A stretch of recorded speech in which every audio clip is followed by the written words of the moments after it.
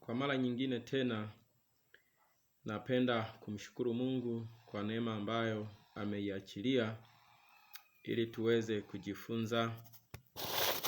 Namshukuru Mungu ameachilia tena katika nafasi hii ambayo sasa leo tutaendelea sehemu ya 3 katika somo letu la kuokoka ni kuhama. Namshukuru Mungu kwa sababu ingawaje nimechukua muda mrefu, lakini nashukuru Mungu kwa neema yake amenipa tena nafasi ya kuweza kurejea. Basi acha nimuombe Mungu na nimtake Mungu sasa kwa ajili ya kipindi hiki ambacho nitakiendesha. Nitaendelea na somo letu sehemu ya 3. Nimtake Mungu ili tuweze kuendelea. Baba, katika jina la Yesu Kristo wa Nazareti, Mungu aliye hai, ninakushukuru kwa neema hii ambayo tena umenipa mtumishi wako kuweza kuleta somo hili. Bwana Yesu, asante kwa ajili ya wasikilizaji wangu wanaoendelea kunifuatilia. Asante Bwana kwa ajili ya watazamaji wote ambao umewapa neema ya kuweza kuliona somo hili na kulifuatilia kwa ukaribu. Mungu, endelea kuwatia nguvu, imarisha Bwana hatua zao, nami mnenaji Bwana naomba uniimarishe hatua zangu. Katika jina la Yesu Kristo wa Nazareti, Mungu aliye hai, ninakutaka sasa Bwana niangazie fahamu zangu, ili Bwana nipate kuleta neno lako sawasawa na ulivyonijalia. Kwa jina la Yesu Kristo, kila nguvu pingamizi kinyume na kipindi hiki na ikemea na kuinyamazisha kimya. Ninakutaka we Bwana, anza na mimi, maliza na mimi Bwana. Nitegemeze, nijalie ufahamu wangu, nijalie utulivu. Kwa jina la Yesu Kristo wa Nazareti, Mungu aliye hai, na nyamazisha mapenzi yangu bali mapenzi yako ndiyo yatakayosimama. Katika jina la Yesu Kristo ninaomba na kuamini. Amen. Ninapenda kumshukuru Mungu kwa neema hii ambayo amenipa ili niweze kukuletea somo hili ambao naendelea nao kwenye channel hii, ajifunze kumwabudu Mungu wa kweli. Katika somo hii sehemu ya 3, kama tulivyotangulia kuangalia sehemu ya kwanza kwamba kuokoka ni kuhama, tumejifunza kwamba kuokoka ni kuhama. Nikakueletea kwamba mtu anapookoka anatakiwa hame katika nyanja mbalimbali. Nikakutajia nyanja 4 ambazo mtu anatakiwa ahame. Nikasema nyanja ya kwanza ni nyanja ya mtazamo, yani mtazamo wa mtu aliyeokoka na mtazamo wa yule ambaye bado hajampokea Kristo lazima uonekane kubadilika. Nikaeleza mambo mengi hayo ambayo siwezi sasa kuyaeleza kwenye sehemu hii ya 3. Ninaomba sasa nikupeleke moja kwa moja kwamba tuliangalia nyanja ya kwanza ni kimtazamo, tukaeleza vitabu vingi tulivyovipitia. Sasa naomba sasa niende kwenye nyanja ya pili kwamba mtu akiokoka anatakiwa ahame kwenye mazingira yafuatayo. Nilikutajia nyanja zote 4, nilitaja nyanja ya mtazamo, nikasema mtu akiokoka lazima mtazamo wake ubadilike. Utoke ule mtazamo wa kuyawaza mambo ya dunia haya peke yake, bali ayawaze yaliyo juu. Sasa kwenye nyanja ya pili ni swala la maongezi. Kwamba mtu akiokoka lazima maongezi yake yabadilike. Yaani yale maongezi ambayo alikuwa anayapendelea. Alikuwa anapendelea maongezi ambayo yanaifurahisha dunia hii, yanawafurahisha wana ulimwengu huu. Sasa hayo maongezi, mtu akimpokea Kristo, manake amekuwa kiumbe kipya. Yale maongezi ambayo hayafai lazima abadilike. Huyu mtu lazima ageuzwe, awe na mazungumzo yanayowajenga watu, kuwaleta karibu na Mungu. Ajiepushe na mizaha, ajiepushe na maongezi ambayo ni maongezi yanayompinga Mungu. Kuna mazungumzo mengi na utani mwingi ambao haujengi bali unabomoa.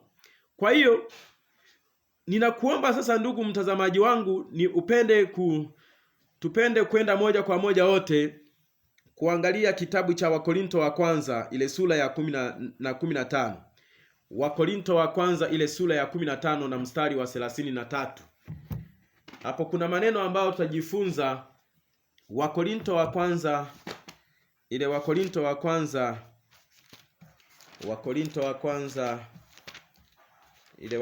wa kwanza mstari sura ya 15. Wakorinto wa kwanza sura ya 15 ule mstari wa 33. Katika sura ya 33 nitasoma kwa msaada wa Mungu aliye hai. Msidanganyike, ushirika na watu wabaya huharibu tabia njema. Katika kitabu kile katika Biblia ya Kiswahili cha zamani yenyewe inasema hivi: msidanganyike, mazungumzo mabaya huharibu tabia njema ya mtu. Biblia hii ambayo ni Kiswahili kilichorahisishwa cha sasa hivi, chenyewe kinaenda moja kwa moja kinasema hivi: msidanganyike, ushirika na watu wabaya huharibu tabia njema. Zindukeni muwe na akili kama iwapasavyo, wala msitende dhambi tena, kwa maana watu wengine hawamjui Mungu. Na nasema mambo haya ili muone aibu. Paulo alikuwa anaandika, analihasa kanisa la Wakorinto, akizungumza kwamba msidanganyike, kwamba hauwezi ukaishi kwenye ulimwengu huu ukasema kwamba nienende tu na hawa nitawafurahisha kwa sababu ya mazungumzo yao mabaya. Eti uvumilie tu, wanaendesha mizaha, uvumilie tu kukaa katikati yao, wanazungumza, wanasengenya, wanazungumza maisha ya watu, wanasengenya watu, na wewe umeokoka, ukubaliane tu kuenenda katika hiyo hali. Useme kwamba wewe hautazungumza, ukae kimya, eti utumie hekima. Biblia inasema msidanganyike, ushirika na watu wabaya huharibu tabia njema. Kwamba ushirika wa watu wabaya, tunaposema ushirika maana yake kushirikiana katika mazungumzo. Umeketi pamoja, unazungumza nao, unaongea, unazungumza nao. Hao watu wabaya wanazungumza habari za maisha ya watu, wanasengenya, wanazungumza upotovu, wanazungumza habari za miungu, na wewe umeketi pamoja nao, unashirikiana nao, unawasapoti kwenye mazungumzo. Wanachambua namna ya kushiriki uovu, ya kushiriki uzinzi, wanatengeneza, wanaongea namna ya kuwapata wanawake kiurahisi kwa mazungumzo machafu.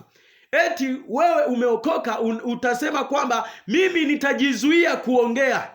Hapana, Biblia imesema tusidanganyike.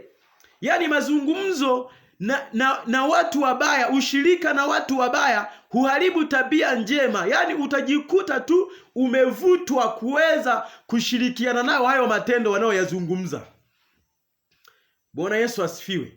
Yaani mtu hawezi akasema nimeokoka, bado anashirikiana, anazungumza, anakubaliana na mazungumzo ya upotovu, mazungumzo maovu, masengenyo, anaongea, anashirikiana na waovu kupanga mipango ya kutekeleza uovu, kwamba mimi nitawaelekeza tu, eti kwa sababu umeokoka wewe hautatenda, kwa hiyo watu wale utawaelekeza tu, watafanya 1, 2, 3, lakini wewe hautatenda, au utashirikiana tu nao kwenye kununua pombe, kwamba bwana, pombe inamsababisha mtu awe wa hivi na hivi na hivi, ili na wewe uonekane haujajitenga nao, uendelee tu kucheka na wewe hautakunywa. Hicho kitu Biblia imekataa. Imesema mazungumzo, ushirika na watu wabaya huharibu tabia njema. Yaani ile tabia uliokuwa unatarajia kwamba utaipokea tabia nzuri, lakini kwa sababu unazungumza, unashirikiana na watu waovu, lazima na wewe watakuvuta. Watakuvuta ndugu, watakuvuta mtumishi wa Mungu, ninakwambia. Kwa hiyo mazungumzo na watu waovu huharibu tabia njema. Hata kama ulikuwa umedhamiria kubadilika, hata kama ulikuwa umedhamiria kupiga hatua, lakini kama bado unazungumza na watu waovu, bado unashirikiana, unakaa nao muda wote, yani mnapanga mipango ya kutekeleza huo uovu, lazima tabia yako itarudi kwenye hali ya kwanza. Utarudi. Nilichoandika somo langu nilisema kwamba kuokoka ni kuhama.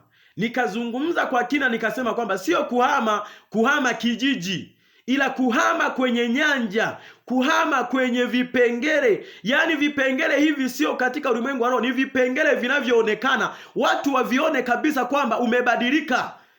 Nikazungumzia habari za mtazamo, yani ule mtazamo wako utabadilika, utakuwa tofauti na ulimwengu huu.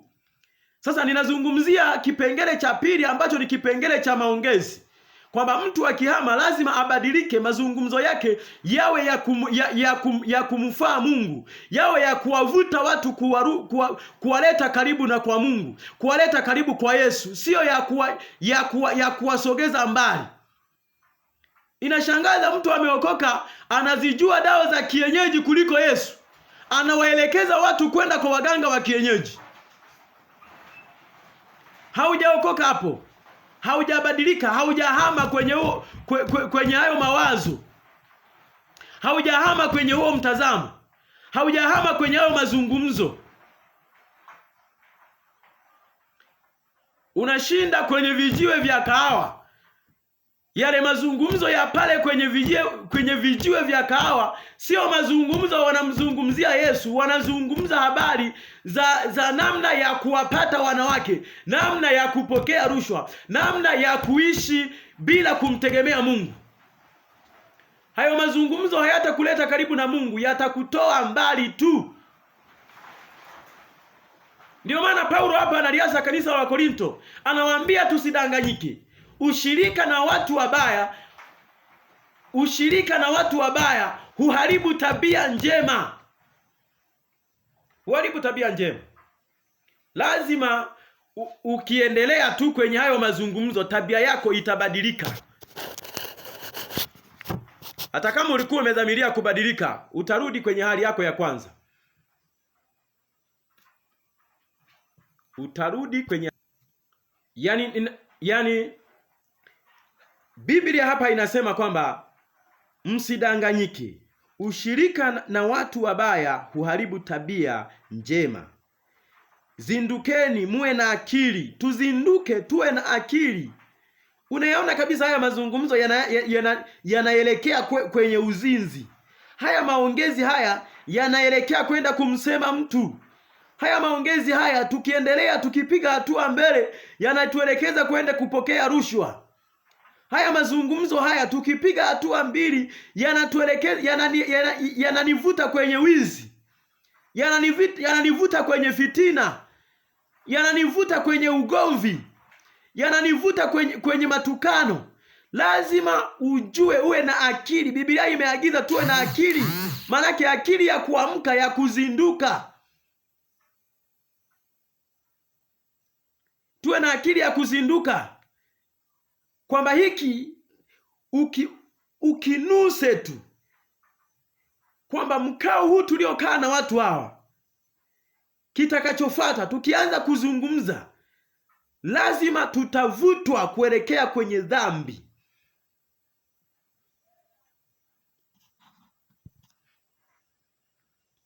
Ndiyo maana Biblia inasema hapa tusidanganyike.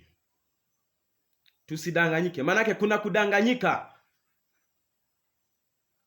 Usifikirie kwamba eti ni ushirika tu wa kawaida, wanachekelea, unacheka nao pale kwenye vijiwe.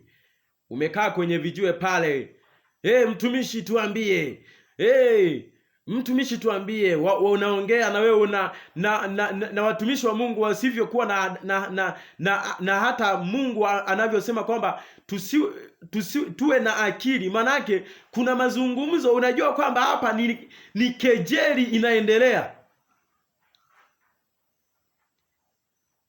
Mazungumzo haya yanazihaki wokovu wangu. Leo unasema kwamba nitawavuta.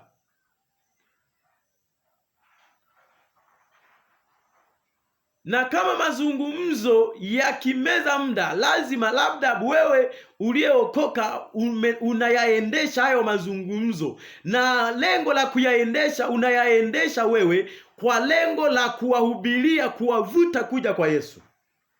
Unawaeleza ukweli, wakusikilize. Yaani wewe utawale mazungumzo, wewe uyamiliki yale mazungumzo, iwe sehemu yako wewe kuongea.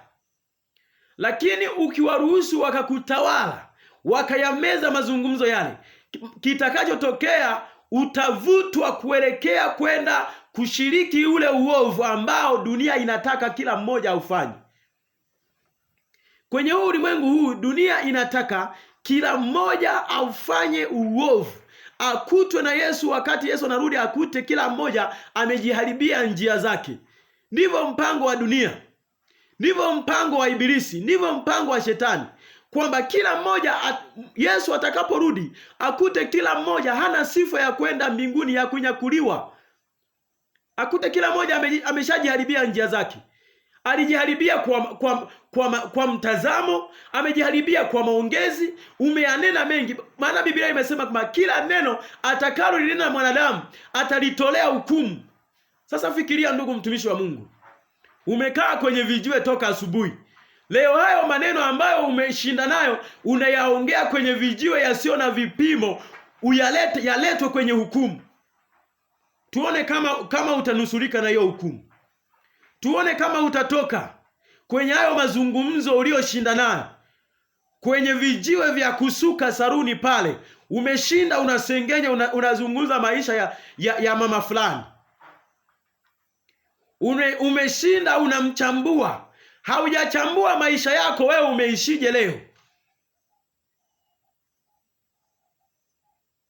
Shetani ambavyo anapofusha fikra ya kila mmoja ni kumsahaulisha maisha yake, ili aendelee kuyasoma maisha ya watu wengine.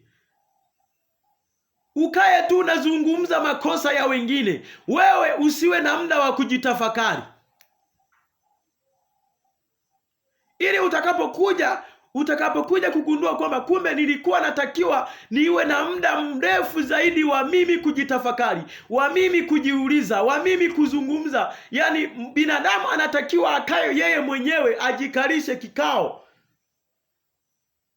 uanze kujihoji kabla hujafika kwenye kiti cha hukumu cha kuhojiwa. Yaani ujihoji wewe mwenyewe, uanze kujijaji kwamba hivi leo nimeishije? Leo nimezungumza nini? Leo nimetenda nini? Leo nimewaza nini? Leo nimejadili mambo gani? Haya mambo, je, yanamfaa Mungu? Yanamfaa Mungu? Na mambo yanayomfaa Mungu ni yale mambo ambayo umeyazungumza, mambo ambayo ya kuwaleta watu karibu na Yesu. Ukigundua kwamba kuna jambo ambalo nimelitamka leo ni gumu, linanileta kwenye hukumu, kuhukumiwa kuwa mkosa, lazima uanguke kwa rehema na toba. Tusidanganyike. Mazungumzo mabaya yanaharibu tabia njema ya mtu. Mazungumzo mabaya yanaharibu tabia njema ya mtu. Ndio maana tunasema mtu akiokoka lazima aonekane ni wa tofauti, amejitenga na ulimwengu. Maana yake kuna wakati mwingine utalazimika kujiepusha na makusanyiko yasio ya kujenga. Makusanyiko ya mipira lazima ujiepushe nao. Pale kuna mizaha. Uweze ukasema nitaenda tu nitazame, mimi nitakuwa nimekaa kimya. Watu wanaongea matusi pale, wanatukanana. Mtu huyu amefanya hivi, anaongea tusi, anaongea kejeli. Niambie kama wewe uliokoka utatoka na Roho Mtakatifu pale. Umeshinda kwenye vijiwe vya kahawa. Kahawa haina dhambi yoyote, lakini kwa mazungumzo yale, matamshi yale mazungumzo lazima ya kuondolee utakatifu. Utatoka tu pale na wewe ni mtuhumiwa, na wewe umekosea katika kunena. Wenzako walishajisajili tayari, wameshakosea. Lakini wewe unayetafuta kumpendeza Mungu, lazima mazingira fulani uanze kuyaepuka. Uanze kuvunja ushirika. Bwana Yesu asifiwe. Naomba tusogee mbele kidogo kwenye hapo, lakini nikuletee rejea nyingine. Nikuletee kitabu cha Waefeso ile sura ya 4 mstari wa 29. Waefeso sura ya 4 na ule mstari wa 29. Efeso 4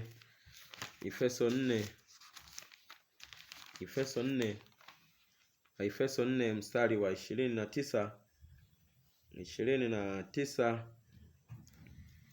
Neno la Mungu linasema, Efeso 4 mstari wa 29, neno la Mungu linasema, maneno mabaya yasitoke vinywani mwenu, bali yale yafaayo kwa ajili ya kuwajenga wengine kulingana na mahitaji yao, ili yawafae wale wasikiao.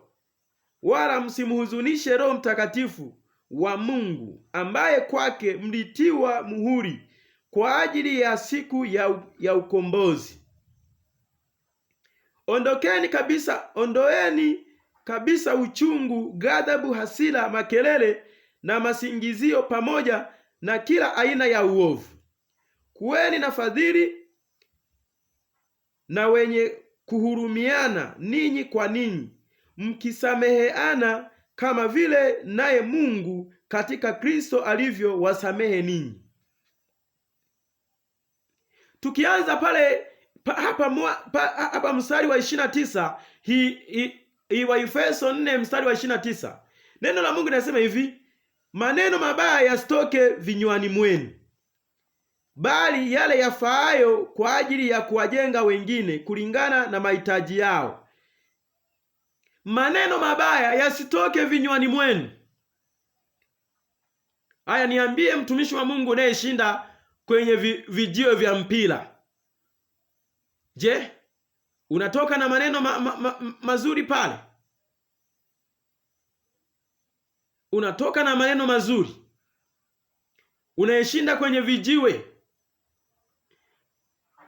ukizungumza uovu, ukizungumza mizaha? Biblia inasema maneno mabaya yasitoke vinywani mwenu. Manake vinywani mwetu sisi ambao tunakiri tumeokoka, yale maneno mabaya yasitoke kwenye vinywa vyetu. Inazungumzia wakati huu, sio wakati wa watakatifu waliopita wa zamani. Ni sisi tunaokiri kumpokea Yesu. Maneno mabaya yasitoke vinywani mwetu.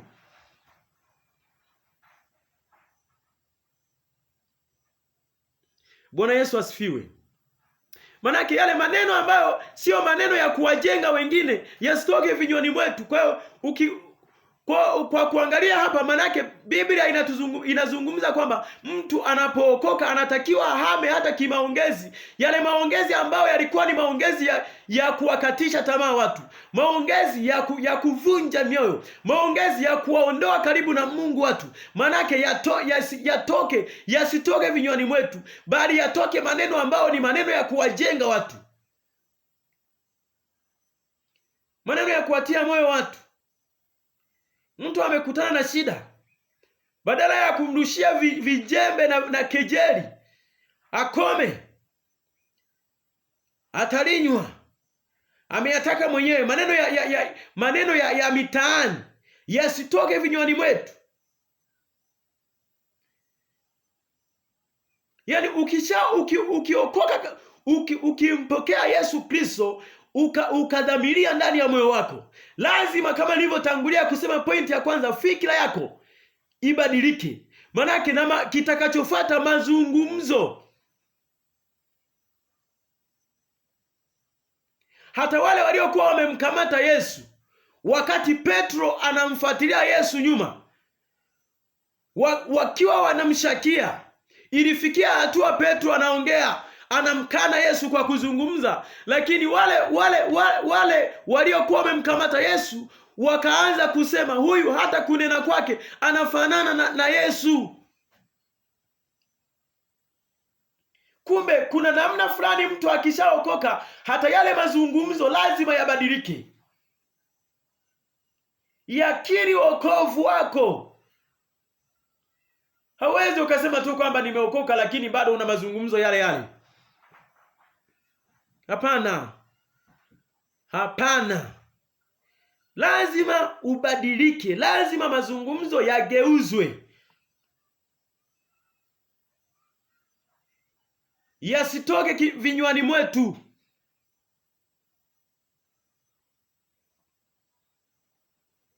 Maneno mabaya yasitoke vinywani mwetu, bali yale yafaayo kwa ajili ya kuwajenga wengine kulingana na mahitaji yao, ili yawafae wale wasikiao, yawafae wale wanaosikia. Sasa wewe unakiri umeokoka, lakini mazungumzo yako unaweza wa kuanza kuchambana na jirani yako hapo. Kuna lugha ya mitaani anasema kwamba kupashana. Unaanza mipasho. Mtu aliyeokoka hana mipasho. Manake ile mipasho yote inatakiwa iishie huko kwenye ulimwengu, kwa wana wa ulimwengu.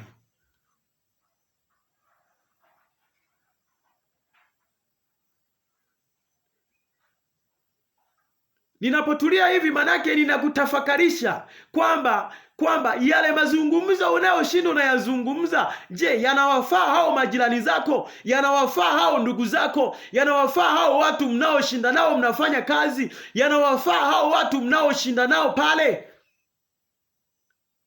Au tu imekuwa tu ukija kanisani ndio unakuwa mtu mwema, unakuwa umenyenyekea, mtu mtulivu, lakini ndani una mazungumzo mabaya hata watu hawataki kusikia?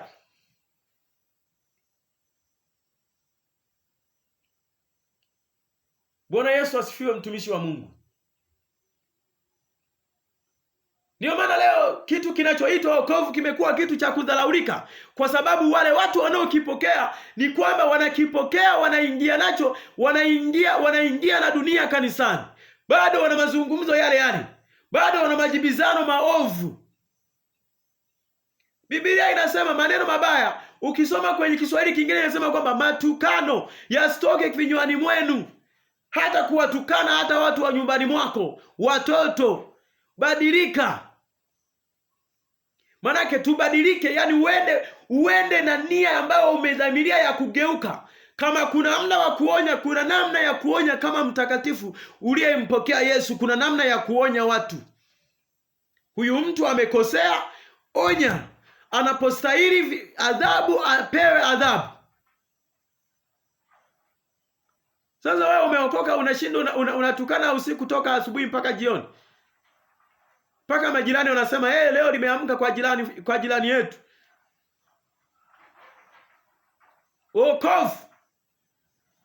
Wokovu ifike hatua ile haki yako ambao ulistahili kuongea neno baya.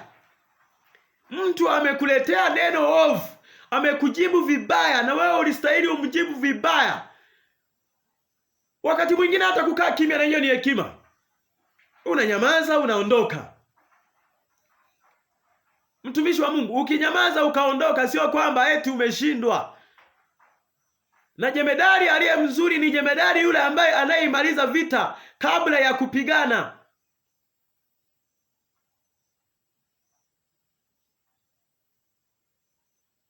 Hata ukizungumza, kuna wakati mwingine unazungumza mpaka unamhuzunisha na Roho Mtakatifu.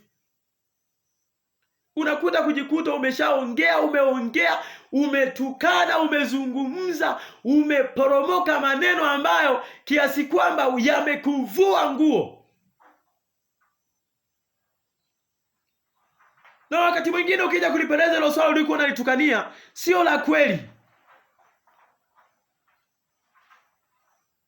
Watu wanabaki wanashangaa.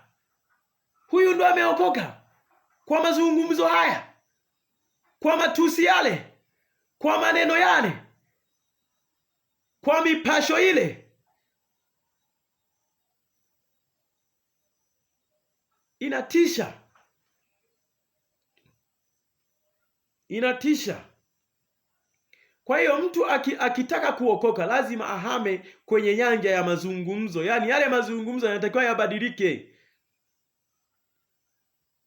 Yabadilike.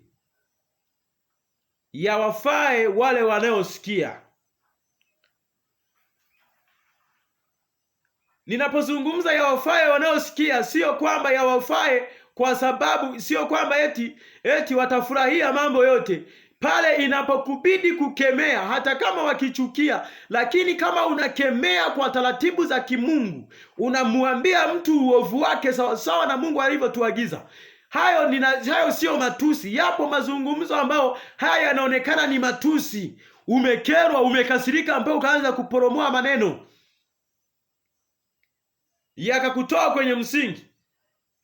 Lakini kama mtu amekosea, unamuonya kwa taratibu za kimungu.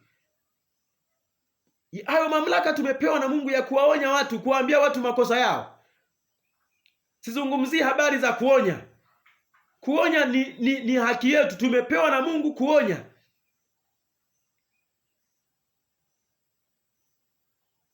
Kwa hiyo wokovu ni kubadilika mazungumzo.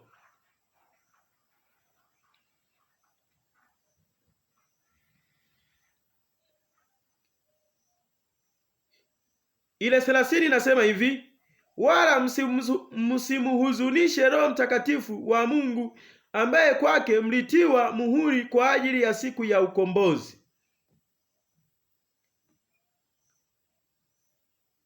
Tusimuhuzunishe Roho Mtakatifu. Ulikuwa unatukana pale kijiweni, umeporomoka maneno maelfu pale kijiweni, umemtukana jirani yako, kisa amepiga mtoto wako.